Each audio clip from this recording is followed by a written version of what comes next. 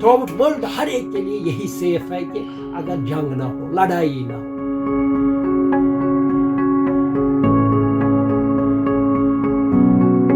जब हमारी बिक्री नहीं होगी मैं क्या खाऊंगा, मेरी फैमिली क्या खाएगी।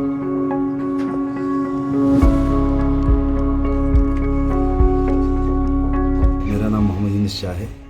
तो मैं मतलब बहुत सालों से ये काम करता आया हूँ, क्योंकि मेरे चाचा करते थे। ये एक किस्म का ना एक ख़ानदानी विरासत है हमारी। तो मैं पेपर माशी कर रहा हूँ। तो हम ज़्यादातर ये तो सबको पता है कि पेपर माशी ईरान से आई हुई है।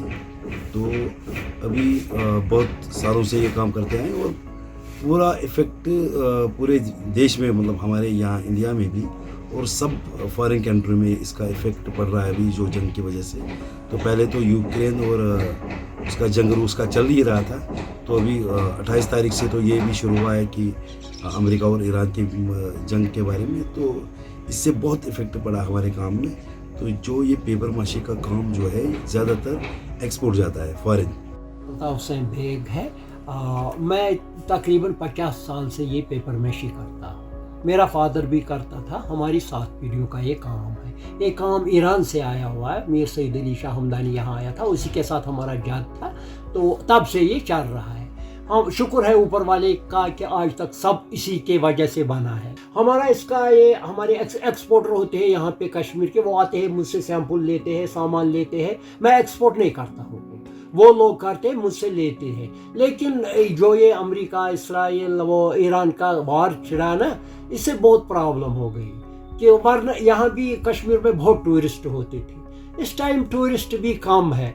जो ये टूरिस्ट आएगा वो हमारा ये मतलब ये पेपर माशी के आइटम लेंगे, वो समझेगा क्या फ़ायदा है। इससे बेहतर है अपना पेट पालो, ये पैसे सेफ रखो। ये तो कहीं किसी टाइम भी ले सकता है, लेकिन इसका इफेक्ट हम पे पड़ा है। हमें बहुत दिक्कत हो रही है। मेरे पास इतना सामान है, बहुत से लोग आते थे, हर रोज़ समझ लो आते थे ये एक्सपोर्टर या दुकान वाले, शोरूम वाले, वो लेते थे। लेकिन इस टाइम अभी कोई नहीं आ रहा है, काम बहुत कम हो गई। तो यहाँ पर हमारे देश में उतना पता नहीं है पेपर माशी के बारे में जितना कि एक्सपोर्ट जा रहा है, कि अंग्रेज़ों को पता है कि इस काम के बारे में। और ईरान भी जाता है।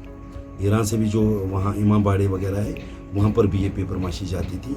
और अमेरिका तो पहले वो तो है ही इस पेपर माशी का असल कस्टमर।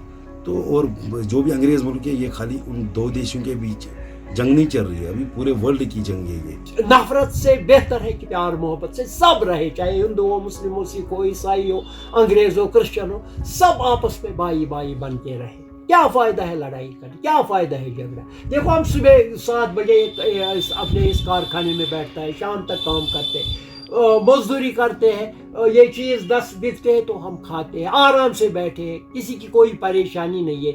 हम भी चलते हैं, दुनिया चलता है। इसीलिए मैं चाहता हूँ सब आराम से मतलब ज़िंदगी बसर करें। जब हमारी बिक्री नहीं होगी मैं क्या खाऊंगा, मेरी फैमिली क्या खाएगी। जैसे दूसरी कंट्री में कोई लोग ये आर्टिस्ट है या कोई काम कर रहा है, जब उसकी बिक्री नहीं होगी तो वो खाएगा क्या।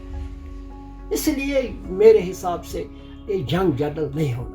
वो ऑर्डर तो बहुत सारे कैंसिल भी हुए हैं। जो ऑर्डर उन लोगों ने दिए थे इस साल, जो क्रिसमस था, वो पहले ही से इनको जैसे पता था कि हमने कोई जंग करनी है, तो उस पर भी इफेक्ट बहुत सारा पड़ा हुआ है। जैसे हम कागज़ लाते हैं या आटा लाते हैं वगैरह, जो भी मटेरियल इस काम में यूज़ होते हैं, वो जब हर काम में इफेक्ट पड़ा हुआ है तो वो सिंपल सी बात है। आदमी की फितरत बहुत ख़राब है। ऊपर वाला चाहिए हम उसको हर वक्त 5 वक्त नमाज पढ़ता हूँ, उसी 5 वक्त में मांगता हूँ कि हर एक सेफ रहे, ये जंग खत्म हो गई। यही बेहतरी है, यही बेहतरी है हर एक के लिए। जैसे हमारे लिए नहीं, मेरी एक ज़ात नहीं, थ्रू आउट वर्ल्ड हर एक के लिए यही सेफ है कि अगर जंग ना हो, लड़ाई ना हो।